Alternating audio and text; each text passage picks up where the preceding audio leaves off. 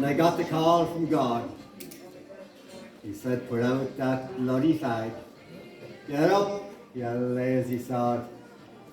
I've searched this land for 40 days to find one decent man, but yous are all a bunch of sinners, so sod that for a plan.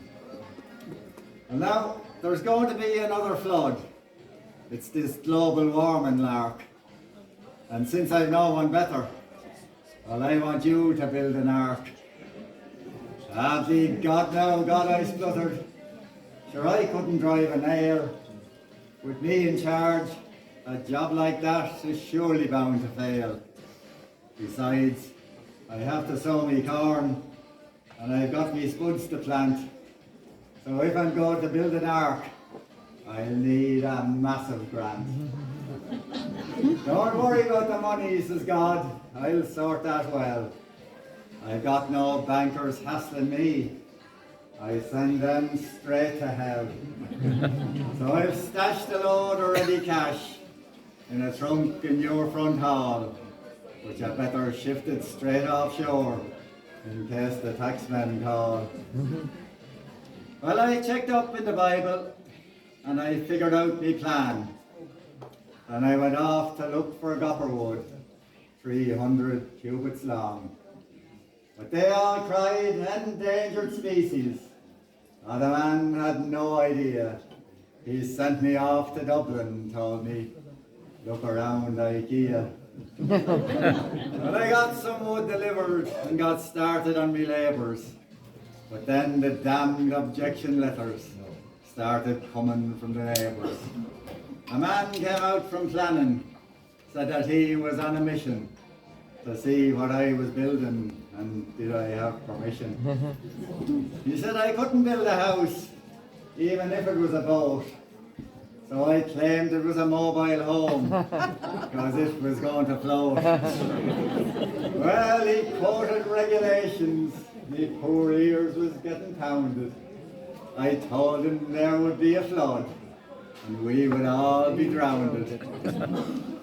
Now when he heard it was a boat, he called in the NRA to check the roads for moving it from here down to the sea. Well, they all refused to listen, and they looked at me right queer when I tried to explain to them the sea was coming here. By this time I was running late, now I was in a hole. So I took on a gang of chippies, moonlighting on the dole. But now as an employer, I was caught in Farrowers hoops. The Equality Commission landed out to check me boots. It seems my workforce profile had to match the local needs. 3 Poles, 1 blind Israeli, 2 disabled Portuguese. Well, I had a couple of Latvians and a chap from Senegal and some wasters from Kilkenny who seemed to do shag on. And then the union rep turned up, said I was on the sticky wicket. He warned me not to piss him off, or else he'd start a picket. Well, soon a nasty letter came. My books I had to render. A contract of that magnitude, it should have gone to tender. Harland and Wolff insisted. They sent in a business plan. And then I got submissions from Korea and Japan. They all sent fancy brochures and the salesmen came in bunches. I had to let me trousers out from all them business lunches.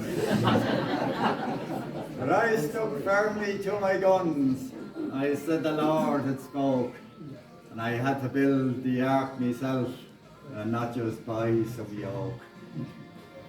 And next, the Board of Trade turned up, spouting rules and regulations, governing rights of way at sea and foreign destinations.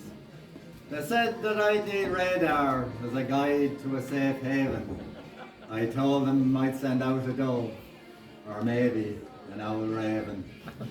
They claimed we were just amateurs, the insurance men would panic. I reminded them professionals had built the great Titanic. Then a vest arrived from Tagisk to inspect accommodation and to check on dung disposal, water, feed and ventilation. Well, I showed him round the cabins, but he said, this just won't do. You'll need more room per animal. I said, this is for the crew.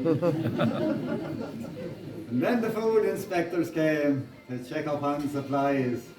These foods, they just weren't suitable.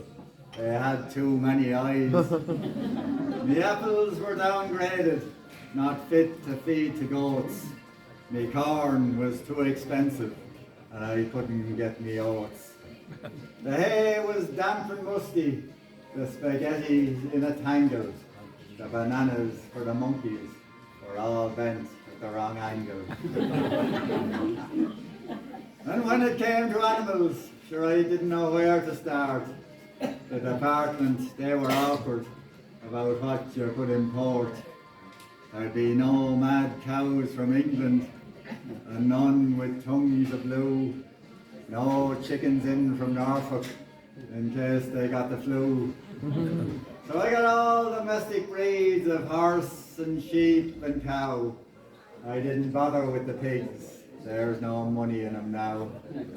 I got crocodiles from Egypt, I got llamas from Peru, and I nicked a couple of rhinos one night in Dublin Zoo. I got rats and cats and elephants, but I was so forlorn, because I just couldn't find no unicorn. And the wife thought I was crazy, spending all that money. And that bloody big orangutan, he was looking at her funny. Though a daily mass attendant, she was resolute. She'd be getting on no ark with an ugly, hairy brute. Jesus, I hope she meant the orangutan. And then God arrived in splendour to check up on the plan. He said, you haven't got much done. Explain yourself, young man. Well, I told him of bureaucracy. I told him it was tough. He said, this flood is cancelled. I think I've heard enough. I can sort this global warming lark, whose results will be so dire. I'm going down to hell right now, without that bloody fire. No sense in wasting all that coal, just to hear the sinners whine, when this hell you've made yourselves on earth's a damn sight worse than mine. And he struck the ark with a thunderbolt. He turned it straight to ash. He disappeared the animals, just like that, in a flash. He left me there with nothing, not me rhinos, not me llamas. But he forgot I still had millions in the bank in the Bahamas. So just in case he's changed his mind, I'm out of here, be Jesus. So I've booked a trip to outer space with some bloke they call Jeff Bezos. Well done.